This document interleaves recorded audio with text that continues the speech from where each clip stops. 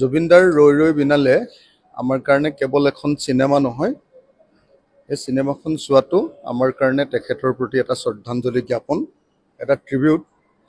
আৰু সেইকাৰণে অসমৰ সব মানুহে চিনেমাখন চাবলৈ ইচ্ছা প্ৰকাশ কৰিছে। জুবিনদাৰ মৃত্যুৰ তদন্ত আৰু জুবিনদাৰ জীৱনৰ ঘটনা, এই গোটেই ঘটনাৰ লগত ৰৈ ৰৈ বিনালেৰ এটা বিশেষ সম্পৰ্ক আছে। আৰু সেইকাৰণে মই ভাবোঁ যে অসমৰ প্ৰত্যেকজন মানুহৰ কাৰণে ৰৈ ৰৈ বিনালে চোৱাটো এটা আৱেগ। আৰু মই সেইকাৰণে সকলোকে ৰৈ ৰৈ বিনালে চাবৰ কাৰণে অনুৰোধ জনোৱাই নহয়, আহ্বান জনোৱাই নহয়, মই আশা কৰিম যে জুবিনদাৰ ন্যায়ৰ কাৰণেও আমাক ৰৈ ৰৈ বিনালে চোৱাৰ পাছত আমাক বেছি সংগবদ্ধ কৰিব, বেছি সাহসী কৰিব, আৰু আমি জুবিনদাৰ ন্যায়ৰ কাৰণে বেছিকৈ মাত মাতিব পাৰিম। মোৰ এতিয়া 8:50 শ্ব'টো হয়।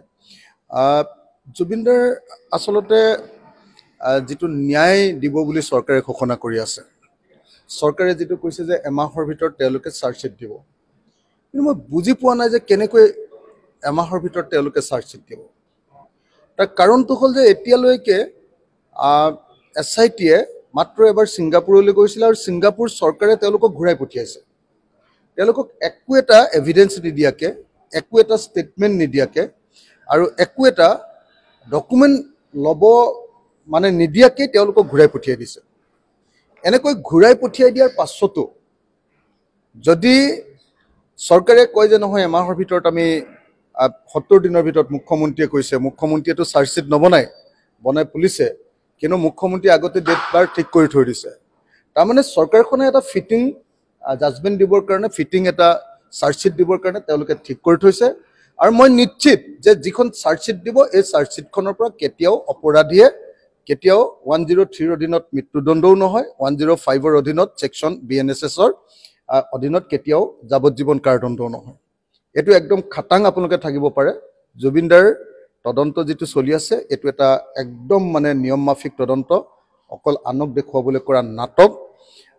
মই সেইকাৰণে ভাবোঁ যেনে APSCত চাকৰি কৰা মানুহবিলাকে যেনেকৈ আকৌ চাকৰিবিলাক ঘূৰাই পাইছে, হাইকোৰ্টে অৰ্ডাৰ দি দিছে যে গোটেইবিলাকক আকৌ চাকৰি ঘূৰাই দিব লাগে, ঠিক তেনেকৈ মই ভাবোঁ যে যিটো লিগেল যিটো ফ্ৰেমৰ মাজেদি যাব লাগে, যে বিদেশত তদন্ত কৰিবলৈ ছেকশ্যন 112ৰ অধীনত কোৰ্টৰ পৰা লেটাৰ অফ ৰিকুৱেষ্ট লৈ যাব লাগে, সেইটো কৰা নাই। 208ৰ অধীনত ছেকশ্যন চেণ্ট্ৰেল গভৰ্ণমেণ্টৰ প্ৰায়ৰ পাৰ্মিশ্যন ল'ব লাগে, সেইটো কৰা নাই, একোৱে কৰা নাই। গতিকে মই ভাবোঁ যে এই গোটেই তদন্তৰ পৰা আমি একেবাৰে নাপাওঁ। মাত্ৰ আপোনালোকে দেখিব যে চাৰ্জশ্বিট দিয়াৰ কেইদিনমানৰ পাছতে এই কেছটোৰ পৰা এইকেইটা মানুহে বেল পাই যাব, যিকেইজন মানুহক ধৰি ৰাখিছে চাৰ্জশ্বিট দিয়াৰ কেইদিনমানৰ ভিতৰত। 1 নম্বৰ কথা। 2 নম্বৰ কথা, তেওঁলোকক ধৰি ৰাখিবৰ কাৰণে পিছত বেলেগ বেলেগ কেছ লগাই হয়তো ইলেকশ্যনলৈকে ৰাখিব পাৰিব, যেনেকৈ ধৰক ED লগাব কৈছে, অৰ্থনৈতিক কেলেংকাৰী লগাব কৈছে। গতিকে প্ৰকৃত তদন্ত কৰিবৰ কাৰণে মই চৰকাৰক দাবী জনাইছোঁ। আৰু মই নিজে সেইকাৰণে আপোনাৰ SITৰ মুৰব্বীজনক ফোন কৰিছিলোঁ যে মই নিজে আপোনালোকৰ লগত কথা পাতিব খোজোঁ, মোৰ কথাখিনি ক'ব খোজোঁ, কিন্তু তেওঁলোকে লগ দিবলৈ সাহস কৰা নাই।